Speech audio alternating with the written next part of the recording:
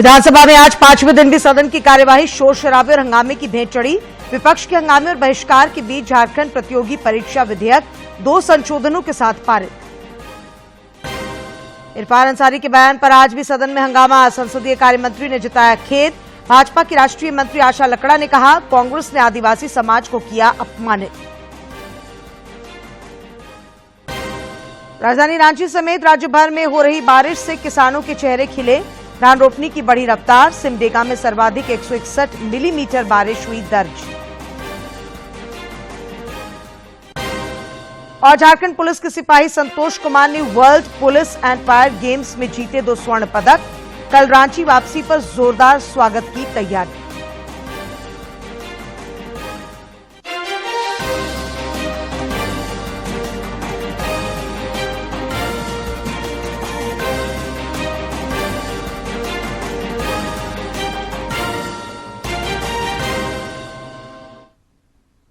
नमस्कार, खबरें झारखंड में आपका स्वागत है। मैं हूं डॉक्टर अशीता आनंद और अब समाचार विस्तार से। राष्ट्रपति द्रौपदी मुर्मू ने आज भोपाल में अंतर्राष्ट्रीय साहित्य महोत्सव उन्मेष और लोक एवं जनजातीय अभिव्यक्तियों के राष्ट्रीय उत्सव उत्कर्ष का उद्घाटन किया। इस दौरान उन्होंने कहा कि ऐसे आयोजनों से एक मजबूत सांस्कृतिक इकोसिस्टम का निर्माण संभव हो रहा है। मेरा परिवार है और सभी भाषाएं और बोलियां मेरी है, मेरी अपना है। सांथाली और ओडिया भाषाओं से मेरा अधिक परिचय रहा है। सांताली भाषा का अधिकांश साहित्य वाचिक परंपरा में पाया जाता है। सांताली भाषा के महाकवि डॉक्टर रामदास टुडू रसिका के साहित्य पहले बांग्ला लिपि में प्रकाशित हुआ। सांथाली के महाकवि साधु रामचंद्र मुर्मू ने अद्भुत काव्य रचना की। रघुनाथ मुर्मू जी ने ओल चिकी लिपि के माध्यम से सांताली भाषा को सुदृढ़ लिखित आधार प्रदान किया है। उन्होंने बिदु चंदन तथा खेरवाड़ वीर नामक नाटक लिखे, जिनका जनमानस में विशेष स्थान है।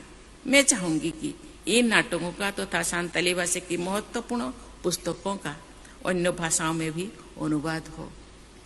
वस्तुतः तो भी भारतीय भाषाओं की प्रमुख पुस्तकों का अन्य भाषाओं में अनुवाद होने से भारतीय साहित्य और अधिक समृद्ध हो सकता है। केंद्रीय गृह मंत्री अमित शाह ने लोकसभा में दिल्ली राष्ट्रीय राजधानी राज्य क्षेत्र शासन संशोधन विधेयक 2023 पर चर्चा में भाग लेते हुए कहा कि संविधान के प्रावधानों के अनुसार संघ शासित क्षेत्र का प्रशासन केंद्र सरकार के अंतर्गत आता है। 39 के ए में विशेष प्रावधान किए गए हैं, जिसके तहत दिल्ली विधानसभा सहित एक संघ शासित प्रदेश है। तो दिल्ली ना तो पूर्ण राज्य है, ना संघ शासित प्रदेश है, ना संघ शासित प्रदेश विद असेंबली। क्योंकि ये राजधानी क्षेत्र है, इसको ध्यान में रखते हुए 239 ए में इसका एक विशेष प्रावधान संविधान के तहत किया गया है। 239 ए 3B बहुत स्पष्ट है। इसके तहत इस संसद को दिल्ली संघ राज्य क्षेत्र या इसके किसी भी भाग के बारे में उससे संबंधित किसी भी विषय पर कानून बनाने का पूर्ण अधिकार प्राप्त है। इस दौरान अमित शाह ने दिल्ली की केजरीवाल सरकार पर भी निशाना साधा। उन्होंने कहा कि गठबंधन बनाने के लिए बिल का विरोध करना उचित नहीं है। विपक्ष के सदस्यों को कि आप दिल्ली की सोचिए, अलायंस की मत सोचिए। अलायंस से फायदा नहीं होने वाला है। अलायंस होने के बाद भी पूर्ण बहुमत से नरेंद्र मोदी प्रधानमंत्री बनने वाले हैं। इसलिए ये अलायंस के कारण जनता के हितों की बलि मत चढ़ाइए।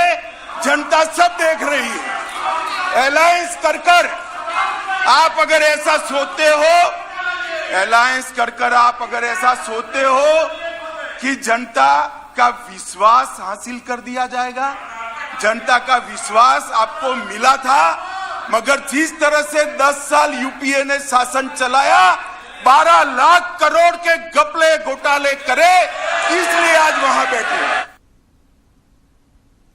केंद्रीय मंत्री अश्विनी वैष्णव ने डिजिटल व्यक्तिगत डेटा संरक्षण विधेयक 2023 लोकसभा में पेश किया। यह विधेयक व्यक्तिगत डिजिटल डेटा को सुरक्षित करने की कोशिश करता है। व्यक्तिगत डिजिटल डेटा के उपयोग को सुरक्षित करने की कोशिश करता है। विधेयक उपयोगकर्ताओं के कर्तव्यों को सुनिश्चित करते हुए एकत्रित डाटा का कानूनी रूप से उपयोग करने के दायित्व को निर्धारित करता है। इससे पहले लोकसभा में मणिपुर मुद्दे पर आज भी विपक्ष का हंगामा देखने को मिला। हंगामे को देखते हुए सदन की कार्रवाई 2 बजे तक के लिए स्थगित करनी पड़ी थी।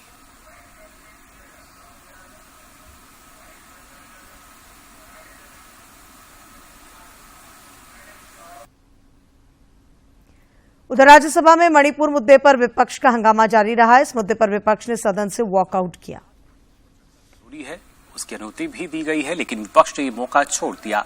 सदन के गतिरोध को तोड़ने के लिए सभापति ने सदन के नेता और विपक्षी दलों के फ्लोर लीडर्स की बैठक भी बुलाई।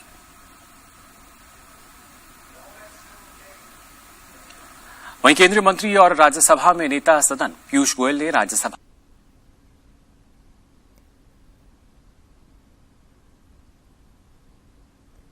सूचना और प्रसारण मंत्री अनुराग सिंह ठाकुर ने आज राज्यसभा में प्रेस और नियतकालिक पत्रिका रजिस्ट्रेशन विधेयक 2023 पेश किया।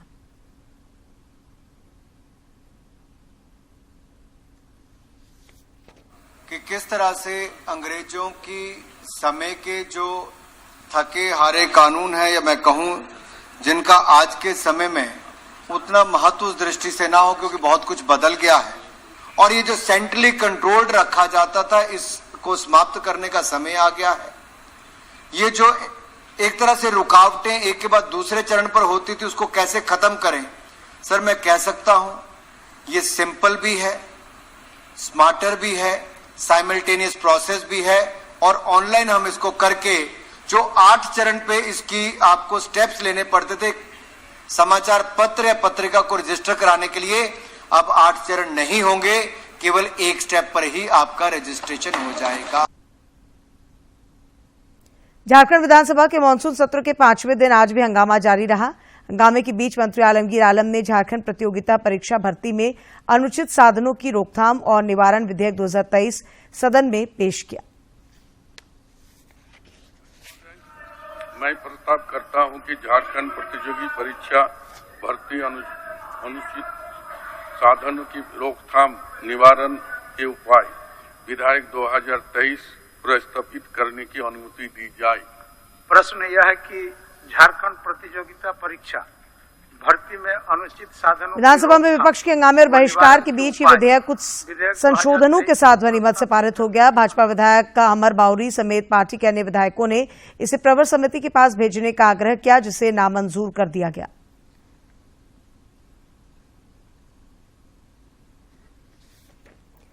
झारखंड प्रतियोगिता परीक्षा विधेयक पर सदन में चल रहे गर्माहट के बीच मुख्यमंत्री हेमंत सोरेन ने हस्तक्षेप करते हुए कहा कि इसमें सजा के बिंदु पर कटौती करते हुए संशोधन किया गया है। आगे भी आवश्यकता पड़ेगी तो इस विधेयक पर सरकार पुनर्विचार करेगी। श्री सोरेन ने कहा कि युवाओं के हितों की रक्षा के संकल्प के साथ हम आगे बढ़ रहे हैं। भविष्य के साथ खिलवाड़ किया अध्यक्ष महोदय, और आज जब बड़े पैमाने में ये वैकेंसी निकल रही है, जहां यहां पहले 75% लोग बाहर से आते थे, आज वहीं पर मात्र 20% ही लोग घुस पा रहे हैं। अध्यक्ष महोदय, आज इसके अंतर्गत सिर्फ कदाचार छात्र करेगा, एजेंसी करेगी, ये बात नहीं है अध्यक्ष महोदय। जहां से कदाचार होगी, जिस स्टेप में होगा अध्यक्ष महोदय, वहां कार्रवाई होगी। अध्यक्ष, इस विधेयक पर चर्चा में भाग लेते हुए माले विधायक ने विनोद सिंह ने इसे प्रवर समिति को भेजने का सुझाव दिया।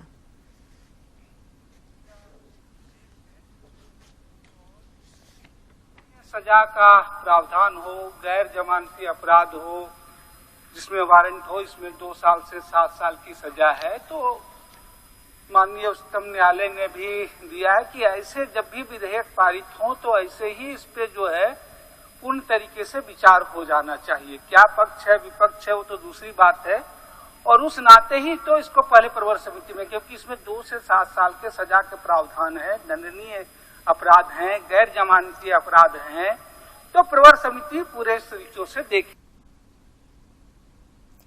भाजपा विधायक अनंत ओझा ने भी इस विधेयक को अवर समिति को भेजने का सुझाव दिया। उन्होंने कहा कि ये काला कानून है और जल्दबाजी में लाया गया है। को देखने के बाद साफ साफ यही इंगित होता है कि एक तो जल्दीबाजी में लाया हुआ विधेयक है महोदय, दूसरी कि यह एक तरह से काला कानून के रूप में छात्र जगत के इतिहास में राज्यपाल सीपी राधाकृष्णन से आज ब्रह्म कुमारी ईश्वरी विश्वविद्यालय हरमू रोड रांची की ब्रह्म कुमारी निर्मला बहन ने राजभवन में भेंट कर उन्हें रक्षा सूत्र बांधा और उनके उत्तम स्वास्थ्य एवं दीर्घायु की कामना की। राज्यपाल सीपी राधाकृष्णन ने आज डॉक्टर अरुण मिश्रा द्वारा रचित पुस्तक थैंक यू कैंसर के द्वितीय संस्करण का राजभवन में विमोचन किया। विदित हो कि लेखक डॉक्टर अरुण मिश्रा स्वयं एडवांस स्टेज कैंसर के पेशेंट रहे हैं।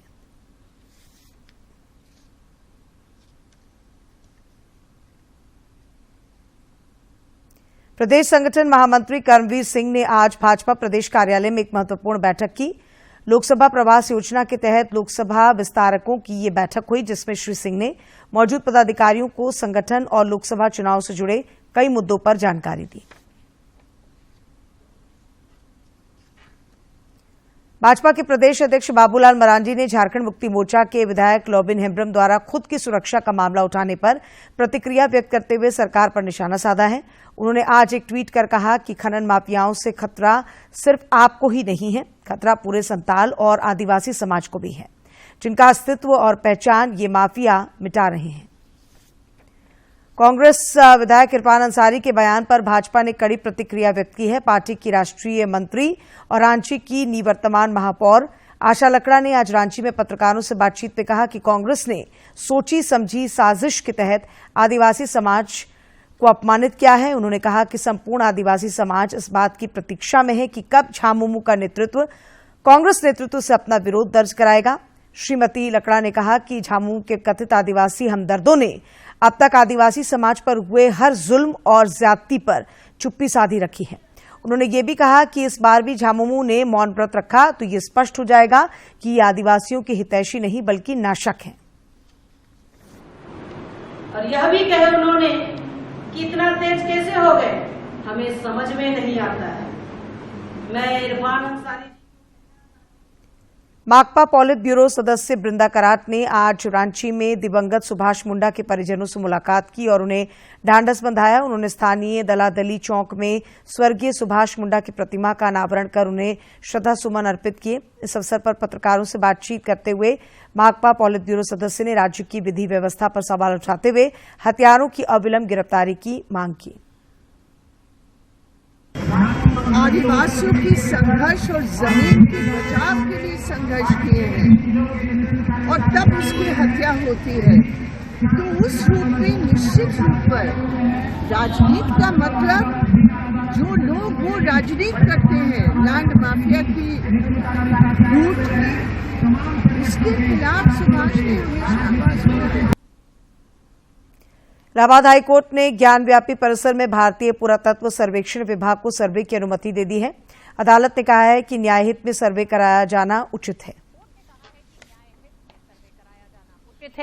चीफ जस्टिस प्रीतिंकर दिवाकर ने कहा है कि सर्वे पर लगी रोक समाप्त की जाती है। कोर्ट ने एएसआई सर्वे को लेकर एएसआई की तरफ से दिए हलफनामे को लेकर कहा कि उस पर अविश्वास करने का कोई आधार नहीं है।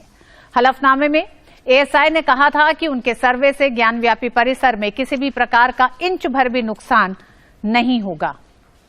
हाईकोर्ट ने वाराणसी लोअर कोर्ट के सर्वे कराने के आदेश को भी सही माना है। आगे की कार्रवाई करने को कोर्ट ने रास्ता साफ कर दिया है। ज्ञानव्यापी सर्वेक्षण मामले में हिंदू पक्ष का प्रतिनिधित्व कर रहे अधिवक्ता विष्णु शंकर जैन ने बताया कि इलाहाबाद हाईकोर्ट ने कहा है कि ज्ञानव्यापी मस्जिद परिसर का एएसआई सर्वेक्षण शुरू होगा। सत्र न्यायालय के आदेश को हाईकोर्ट ने बरकरार रखा है और इसी के साथ हाईकोर्ट ने डिस्ट्रिक्ट कोर्ट के आदेश को तत्काल प्रभावी करने का आदेश दिया है। वाराणसी की जिला अदालत ने ज्ञानव्यापी परिसर की वैज्ञानिक विधि से जांच की मंदिर पक्ष की मांग स्वीकार की थी।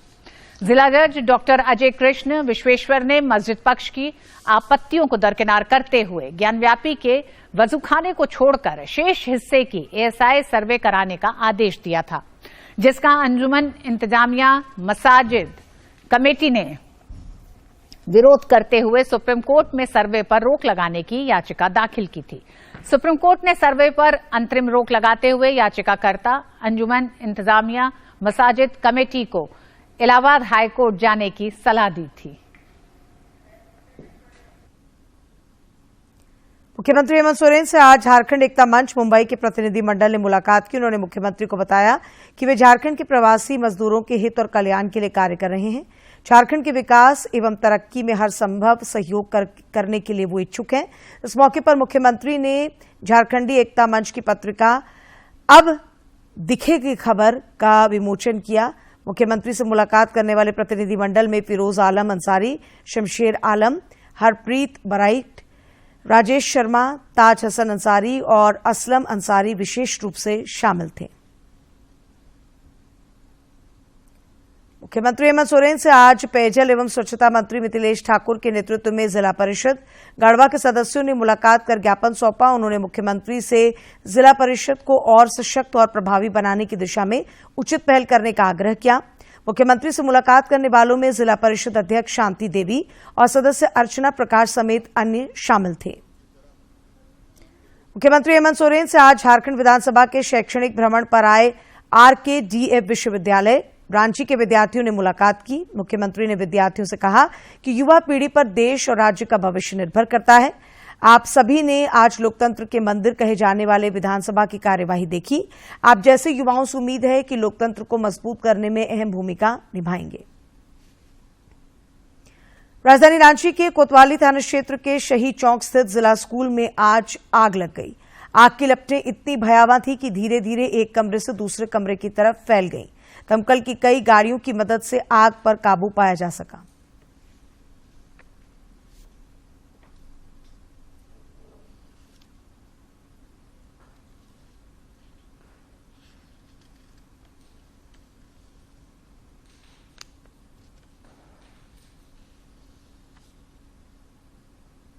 देवघर में चल रहे विश्व प्रसिद्ध राजकीय श्रावणी मेला के अवसर पर बाबाधाम ने आज अहले सुबह 4:21 से जलार्पण शुरू होते ही पूरा मंदिर परिसर बोलबम के नारों से गुंजायमान हो उठा। सभी श्रद्धालुओं ने अर्घा के माध्यम से सुगम तथा सुरक्षित जलार्पण कर मंगल कामना की।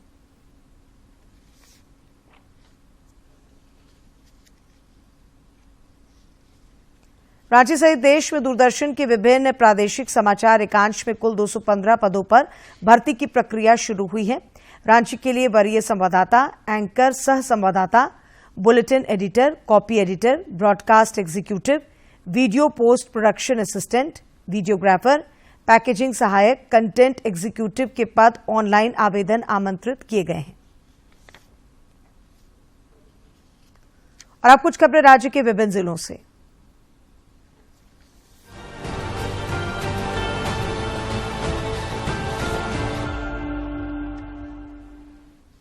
झरिया विधायक पूर्णिमा सिंह ने मुख्यमंत्री हेमंत सोरेन से मुलाकात कर झारखंड खनिज क्षेत्र विकास प्राधिकार की ओर से क्षेत्र के जल उपभोक्ताओं को त्रुटिपूर्ण पानी का बिल देने का मामला उठाया।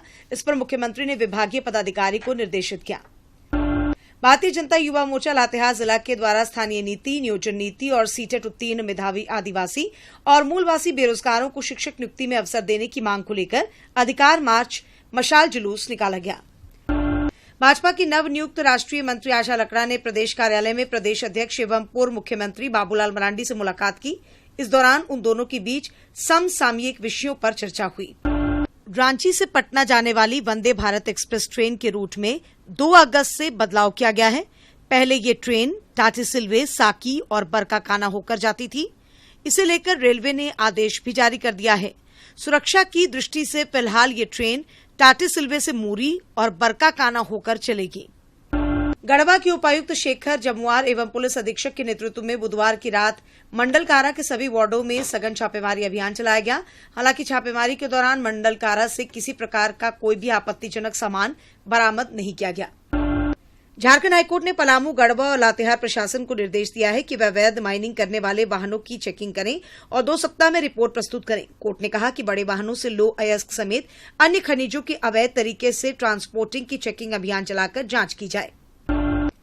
धनबाद की मैथन स्थित ईसीएल मुगमा एरिया के कापासारा आउटसोर्सिंग कोलियरी में चाल धंस गई। चाल धंसने से उसमें दबकर 2 लोगों की मौत की आशंका जताई जा रही है, जबकि 10-12 लोगों के घायल होने की बात भी बताई जा रही है। जमशेदपुर की बर्मा माइंस पुलिस ने बाइक चोर गिरोह का भंडाफोड़ करते हुए गिरोह के 3 सदस्यों को गिरफ्तार कर लिया है। इनकी निशानदेही पर चोरी की 14 बाइक बरामद हुई हैं। आजसू पार्टी के कार्यकर्ताओं ने हजारीबाग जिले के केरेडारी प्रखंड सह अंचल कार्यालय में राज्य सरकार और स्थानीय विधायक के खिलाफ हल्ला बोल आंदोलन किया। इस दौरान बड़कागांव विधानसभा प्रभारी के नेतृत्व में प्रखंड कमेटी के कार्यकर्ताओं ने जन समस्याओं को लेकर प्रदर्शन किया। गोमिया के पूर्व विधायक सह राज्य समन्वय समिति के सदस्य योगेंद्र प्रसाद महतो ने मुख्यमंत्री से मिलकर पीजीटी और प्राथमिक शिक्षकों की समस्याओं से अवगत कराया। उन्होंने कहा कि कई ऐसे पीजीटी शिक्षक हैं जो विभिन्न समस्याओं के कारण गृह जिला में स्थानांतरण चाहते हैं, लेकिन अभी तक इन्हें ऐसा अवसर प्रदान नहीं किया गया है।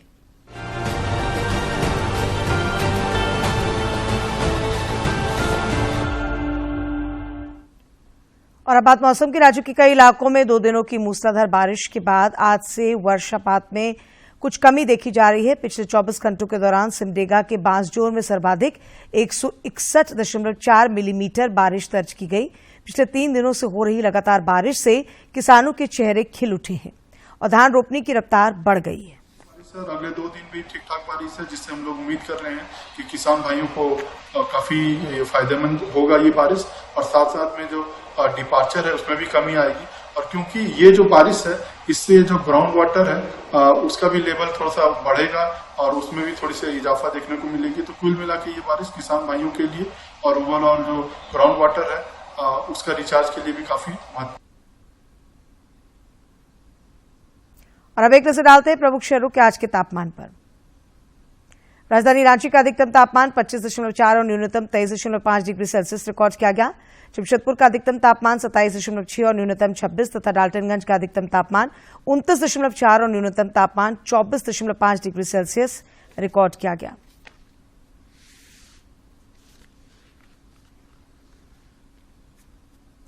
कनाडा में खेली जा रही world police and fire games में झारखंड पुलिस में कार्यरत संतोष कुमार बोवेंगा ने बॉडी बिल्डिंग स्पर्धा में 2 स्वर्ण पदक जीते हैं।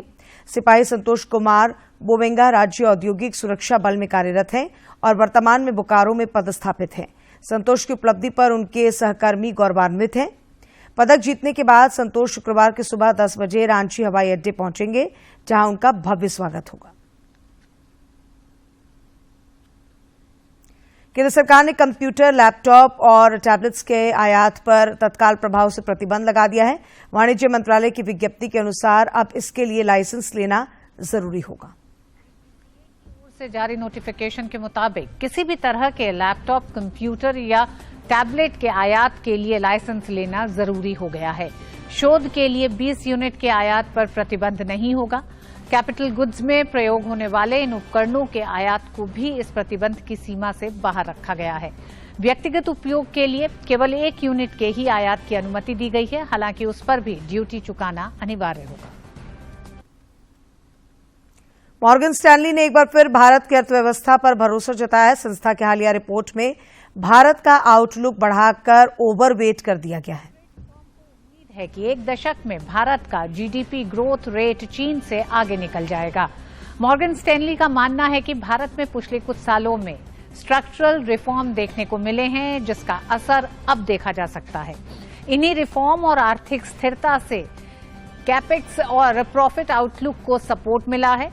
बता दें कि भारत के अलावा कोरिया पर ओवरवेट का आउटलुक बरकरार है। मॉर्गन स्टैनली को भी उम्मीद है कि दिसंबर तक सेंसेक्स 68,500 अंक तक पहुंच जाएगा। फर्म का कहना है कि सेंसेक्स का 68,000 का टारगेट तब पूरा हो सकता है अगर कमोडिटी की कीमतों में वृद्धि न हो, अमेरिका में मंदी न आए और भारतीय रिजर्व बैंक द्वारा अपने कार्यों पर रोक बनाए रखे। ब्रोकरेज फर्म मॉर्गन स्टैनली ने चीन, ताइवान पर आउटलुक को घटाया है। इसका मतलब है कि चीन और ताइवान दोनों को डाउनग्रेड कर इक्वल वेट कर दिया गया है। रिपोर्ट के मुताबिक चीन के बाजारों में तेजी रुकने लगी है, वहीं ऑस्ट्रेलिया पर अंडरवेट का नजरिया दिया है। रिपोर्ट के मुताबिक ऑस्ट्रेलिया के बाजारों में अर्निंग डाउनग्रेड साइकिल।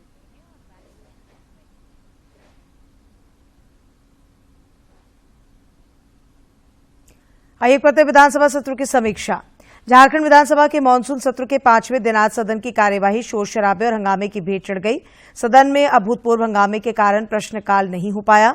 विपक्ष के साथ साथ सत्ता पक्ष के विधायक भी बार बार वेल में आ गए। सत्ता पक्ष और विपक्षी सदस्यों के हंगामे के कारण प्रश्नकाल और शून्यकाल नहीं चला। भोजन अवकाश के बाद सरकार की ओर से झारखंड प्रतियोगी परीक्षा विधेयक 2023 रखा गया। विपक्ष के हंगामे और बहिष्कार के बीच झारखंड प्रतियोगिता परीक्षा भर्ती अनुचित साधनों की रोकथाम निवारण के उपाय विधेयक 2023 को 2 संशोधन के साथ सदन से पारित कर दिया गया। इस विधेयक को प्रवर समिति में भेजने के लिए 6 विधायकों ने सदन में प्रस्ताव रखा, लेकिन ध्वनि मत से खारिज कर दिया गया। सदन की कार्यवाही आज सुबह 11:10 पर जैसे ही शुरू हुई, मुख्य विपक्षी दल भाजपा के सभी सदस्य अपनी जगह पर खड़े होकर कांग्रेस विधायक इरफान अंसारी के कल के बयान पर जोर जोर से विरोध जताते हुए उनसे माफी मांगने की मांग करने लगे। कुछ देर के बाद भाजपा के कई विधायक शोरगुल करते हुए वेल में भी आ गए। भाजपा के विधायक शशि भूषण मेहता ने पहले अपनी जगह पर खड़े होकर कांग्रेस विधायक इरफान अंसारी कान पकड़कर सदन में माफी मांगे, वरना उनकी ऐसी तैसी कर देंगे। कुछ देर बाद वो तमतमाते हुए कांग्रेस विधायक इरफान अंसारी की ओर लपक भी पड़े। इस बीच भाजपा विधायक अनंत ओझा ने सरकार पर सदन को किसानों के मसले पर गुमराह करने का आरोप लगाया। सत्ता पक्ष के विधायक वेल में पहुंचे और हंगामा शुरू कर दिया।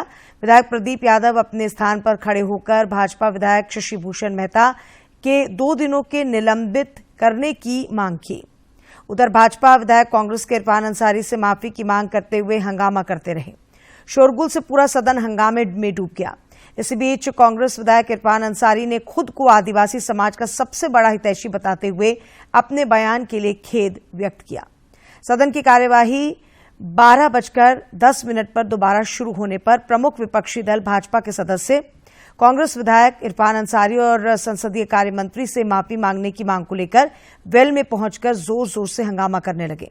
संसदीय कार्य मंत्री आलमगीर आलम ने विधायक इरफान अंसारी की ओर से सदन से माफी मांगते हुए कहा कि कल अनुपूरक बजट पर चर्चा के दौरान इरफान साहब अपनी बात रख रहे थे, लेकिन उन्होंने एक बात जो कही वो गलत थी। हमारे गठबंधन के सभी साथियों ने इसे गलत बताया। इस बीच विपक्षी सदस्यों की टोका-टोकी जारी रही। इधर भाजपा के भानु प्रताप शाही ने कहा कि विधायक इरफान अंसारी ने कल जो कहा उससे पूरे देश का आदिवासी समाज आहत हुआ है। इसी बीच विधानसभा अध्यक्ष ने शून्यकाल की कार्यवाही प्रारंभ की।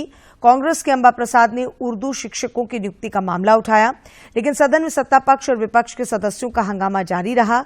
हंगामे के बीच मंत्री मिथिलेश ठाकुर ने कहा कि विपक्ष राजनीतिक रोटी सेंकना चाहता है। पक्ष और विपक्ष को आमने सामने हंगामा करता देख स्पीकर ने सदन की कार्यवाही भोजन अवकाश तक के लिए स्थगित कर दी। भोजन अवकाश के बाद संसदीय कार्य मंत्री आलमगीर आलम ने झारखंड प्रतियोगिता परीक्षा भर्ती अनुचित साधनों की रोकथाम निवारण के उपाय विधेयक 2023 रखा। इस पर सत्ता पक्ष और विपक्ष की ओर से प्रवर समिति में भेजने के लिए 6 प्रस्ताव आए। भाकपा माले के विनोद कुमार सिंह, आजसू पार्टी के लंबोदर महतो, भाजपा के अनंत ओझा, अमर कुमार बाउरी, नवीन जायसवाल और अमित मंडल ने अपनी ओर से प्रस्ताव रखते हुए विधेयक को प्रवर समिति में भेजने का प्रस्ताव रखा। इसी बीच विधायक प्रदीप यादव भी अपनी जगह पर खड़े होकर विधेयक के 2 बिंदुओं पर संशोधन करने का प्रस्ताव उन्होंने रखा। सजा का प्रावधान 3 साल से 1 साल तथा 7 साल से 3 करने का प्रस्ताव दिया गया। और अंत में मुख्य समाचार एक बार फिर।